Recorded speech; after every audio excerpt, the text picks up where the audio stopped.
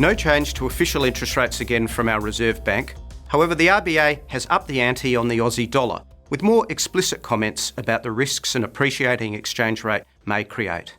The A-dollar briefly poked its head above 77 cents leading up to the RBA rate decision, but subsequently fell 2 cents as global markets lost some of their risk appetite, again fretting about the prospect of lower global growth ahead, and also in response to the RBA comments. Our central bank won't cut rates just to weaken the Aussie dollar alone, but will cut rates if the higher exchange rate actually damages our fragile, transitioning economy, which may take a few months to become evident. Our view remains that rate cuts are still on the table, but are more likely later in the year than now, as global markets struggle to regain their composure. In other economic news, our retail sales were weaker than expected, with barely positive growth in February and the trend edging lower, although tourism-related activity hit a record high, with 562,000 short-term visitors arriving in Australia in February, assisted by the lower Aussie dollar.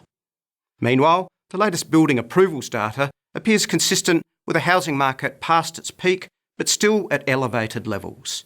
And finally, the widening international trade deficit and revisions to past data reflect the recent fall in commodity prices, with a 1.2% fall in the value of exports month on month, suggesting our growth will be inhibited in 2016 by further falls in export values.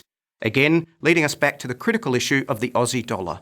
The RBA will try to talk it lower, but the weaker outlook in the United States may make that a stretch.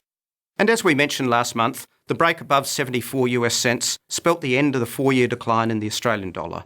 So while we may see another dip to the low 70s, we're not expecting to see a more dramatic move to the mid-60s, despite the increasing likelihood of further rate cuts.